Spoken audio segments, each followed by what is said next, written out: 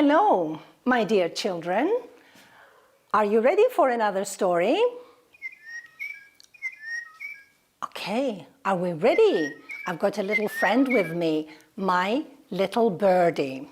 Okay, today's story is going to be again an Aesop story. Remember Aesop? Aesopos? It's an Aesop story. And before I start with my story, remember the other time I showed you this picture of Aesop? What did we learn about Aesop? That he lived long, long ago. Do you remember? 2,640 years back, more or less. Okay, so Aesop told very nice stories. And what else did we say? That everybody knows Aesop stories. All the children read about Aesop stories. Today's story is called The Wolf and the Crane. Now, are you ready? Ready, ready? Are all eyes on me? All ears on me? Okay, we're ready to go. So, who doesn't know the wolf? The wolf is the protagonist in many stories. But I don't know if you know the crane. The crane. The crane is this lovely bird. And what I like about this bird, it has got long, thin legs, long, thin neck, and long beak. Remember, the beak is like the nose and mouth of people. So the crane is this one. And what can we learn about the crane? The crane lives near water areas all over the world, in many countries. And what do the cranes eat? Well, they eat insects, and they eat berries and strawberries, and they're very beautiful animals. Okay. Are we ready for the story now? Yes, we are. Okay, good, good, good, good. I'm ready too. Once upon a time, there was Mr. Wolf. And Mr. Wolf had got a rabbit. He had caught a rabbit and he was eating it. He was gobbling. Gobble, gobble, gobble. He was gobbling the rabbit and he was enjoying himself. But then, there was something wrong. It hurt here, and he could not swallow. He could not swallow. He could not swallow. Can you swallow? Swallow is to press our food to go into our stomach. So the wolf could not swallow. And what was the problem? The problem was that there was a little bone from the rabbit and it stuck in its throat. And it stuck in its throat. And it was painful. And the wolf, was howling. And he needed help. So he tried to get some help. And first he found what's that? The bear. And he said, with pain, "Please, bear, help me. Oh, I will die if you don't help me. There is a bone in my neck. You need to take it out. Quick, help, it hurts." And the bear looked at him and said, "First, I don't need to take it out. Second, I can't help you because my claws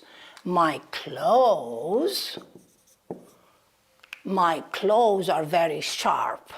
And if I put them in your throat, it will tear your throat." And he was right. So the wolf had to go and look for some help. So he went outside, out the forest, near a farm. And in that farm, he saw a goat. And the goat was very frightened looking at the wolf. The wolf was not really a wolf. He looked strange. But the wolf said, "Please help me, goat. I will die if you do not help me. There is a bone in my," read with me, "in my neck. You need to take it out. Quick, help, help, it hurts." But of course, the goat was very frightened because the goat knew that this was a trick. The wolf was going to eat it up and said, "I can't help you because I have my horns." You know, the horns that goats have. "I have my horns and the horns stand in the way. I can't help you." And the goat left. And now the wolf was really very painful. And he went further down. He went a few steps further down, and there was the pig. And the pig was again frightened. And the wolf said, "Come with me. Come, come, come. Please, help me. I will die if you don't help me. There is a bone in my neck.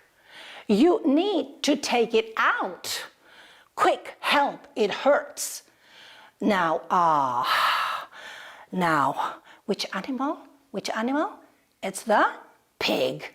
And the pig is very frightened and says, "Sorry, I am dirty. I have very dirty body. I need to have a bath." And so it left. And now the wolf was really more frightened. And he thought he was going to die. And it was then he saw the crane. And the crane says, "Oh gosh, the crane has got a long beak. The crane could go down in my mouth and it can get my bone out." And he said, "Crane, please, please help me. I will die if you don't help me." "No way," said the crane. "That is a trick. You are going to eat me up." "No, no," said the wolf. "You need to take it out. Help, help. When we are in a problem, we need to help each other." Oh, and he started howling. But again, the crane did not go near because it was afraid. And the wolf said, "If you help me, I will give you a present." Now cranes they like presents. And he said, "You promise? Do you really promise you won't hurt me? If I put my head into your neck, you're not going to bite me off?" "No, I am not going to bite you off. I'm not going to bite you off." And now the crane very slowly, but really slowly, went near, and it saw the bone, and the bone was down there. And he said, "You promise you will not hurt me?" "Yes, I won't. Be quick. I'm dying." And so the crane went down and now he pulled and it pulled and it pulled, and it was hurting. And again it pulled, and after 40 seconds, the bone got loose and it came out. And now the wolf was so happy. It started dancing and jumping and howling. Oh, and it was howling. And the crane was looking. And then after some time, the crane said, "You've got to give me my present." And the wolf turned and said, "You have your present." "No, I don't have the present. You need to give me my present." "You have your present." "No, I don't. You have your present." "Listen, crane, remember this. You put your head down the neck of a wolf and you came alive. Your present took 40 seconds, my present to you takes a whole life. And before I change my mind, you have 40 seconds to run away. And poor Crane could not do anything. He just left, and he just left. And I think he learned a lesson. And that's the end of the story of the crane and the wolf. But it's not the end of our lesson. Tell me, what is Aesop telling us with this story? Can you think? What is the story about? That we keep promises? That we don't say one thing and we do another thing? Well, what I need you to do is to take a little paper, and when this all finishes, I'd like you to write a letter to the wolf. And in that letter, I would like you to tell the wolf why we must keep promises when we give them. Another thing in the letter will say why we need to be nice if we don't need the other people. We're not nice only when we need the others. We should always be nice.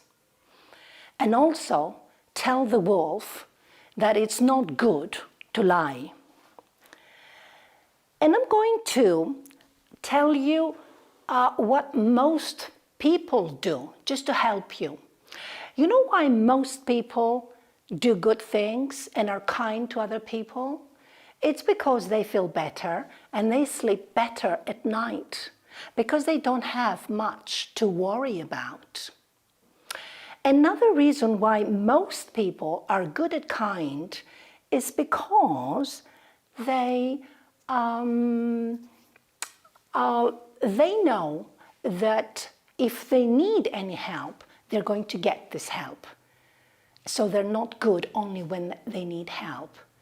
And also promise that you're going to write this little letter to the wolf so that you remember the story and always carry the message with you. And now, my children, we're going to go to the second story for today. And again, for the second story, I'm going to take you to a jungle. And the name of the second story is The Monkey and the Crocodile. The Monkey and the Crocodile. So are we ready?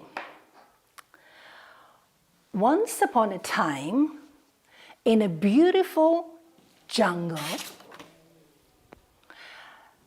near a pond, lived a big but gentle crocodile.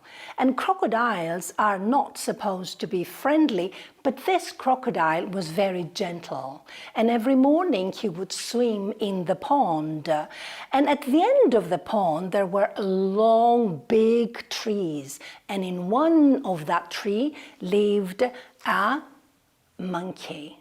Now the crocodile saw the monkey saw the crocodile, but they did not speak. And that was a very clever monkey. It started throwing down apples, red apples, juicy apples, and the crocodile went there and tasted one and liked it and left. The next day, again, the monkey threw down more apples, and again the crocodile ate those apples. But that day it went back into the pond, deeper into the river, caught some fish, and came and left it under the tree. The monkey, when it was free ground, went down and ate those fish and liked them. And that's how the story went. Every morning the crocodile would come with fish, the monkey would throw apples, and they became friends and spent time together. Now, Sometime later, the crocodile met a lady crocodile, and he spent time with the lady crocodile. And they spent so much time together that they became husband and wife. Now, the crocodile did not go to see his friend so often, and one day he told his wife about his monkey friend, and he said about the juicy apples. Now, Lady Crocodile became very jealous. She was not jealous of the apples, she was jealous of the monkey. And a few days later, she said, husband, how much do you love me? You know I love you, my dear, said the crocodile. Then you have to do one of my wishes. Yes, whatever you want. What is it you want? Well, you know how we ladies want to be beautiful? But you are beautiful, my dear. You're very beautiful. Come, husband. You are just saying good words to me, but I want to be beautiful forever. And I heard that if I eat the heart of a monkey, I will stay beautiful forever. Now you need to go and find the heart of a monkey. But where can I go and find one? Husband, how about that friend of yours? The monkey at the pond? Oh, no, that is a friend, that's my friend. No way. And with that, the crocodile just turned the other way, and they did not speak for a whole day. The next day, again, they did not speak. On the third day, Lady Crocodile started crying, and there were some crocodile tears coming down, and our poor gentle crocodile believed her and said, "Come, my wife, don't cry. Then, husband, you need to do what I ask you. Do you love the monkey more than you love me?" "No, my dear, no."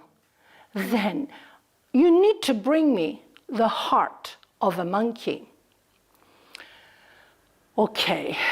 Okay, said the crocodile with a very heavy heart. That night, the crocodile did not sleep at all. He was very, very miserable. And in the morning, he very slowly started swimming to go to the end of the pond. And now the monkey could see his friend coming, and he was different. He looked sad. There was something wrong with him. And he said, "What's wrong, my friend?" "I'm not feeling very well." "Would you like some apples?" No, thank you." "Do you want us to play?" No. "What do you want?" Come on my back. I want us to go for a swim in the waters." Now, the monkey had never gone on the back of the crocodile, but because he was not feeling very well, he got on the back and they started swimming, and they were getting into deeper waters, and the monkey was very afraid. And the monkey said, "But dear friend, did you not tell me that it is dangerous, that other crocodiles are not as gentle as you? I'm not feeling safe." "Yes, I know," said the crocodile. "I am taking you to my wife." "You're taking me to your wife? Why?" "Because she wants to eat your heart to stay young forever." "She wants to eat my heart? Why did you not say so? I haven't got my heart with me. What do you mean? I left my heart on the tree. If you want, take me back, and I will take my heart, and then we can give it to your wife. Now, our crocodile was not a very clever one, and so he turned, and they start swimming and going to the end of the pool. And when they got at the end of the pond, sorry, it was the pond, the monkey jumped down and climbed up the tree. And the crocodile was waiting. It was waiting, and then he said, "What's taking you so long? Come, come." And the monkey said, "Do you really want me to come down? And do you really think that I left my heart on the tree? Don't you know we always have our hearts in us? And how could you do this to me? We played so much. We had so much fun. I trusted you and you trusted me. Why is that now? I don't want you to come back again. Leave, never come back again." And the monkey jumped and left, and the crocodile turned shy with a heavy heart, feeling terrible, terrible, not knowing what to say. And that is the end of the story of the monkey and the crocodile. And for the few minutes that I have, I'd like us to talk about friends, friendship, how we must always be with our friends, that they're there when we need them, and we're there when they need us. And if someone betrays, if someone does something terrible to his friend, he will never be good in his life. So, you know what? Can you write a little story about when something happened and somebody who was a friend did not behave well to you, or when you did not behave well to a friend of yours? Because these are lessons of life. And again, if you remember the story, you will remember how important it is to value our friends. And that is the end of our lesson, and I'll see you again with another story. Bye-bye.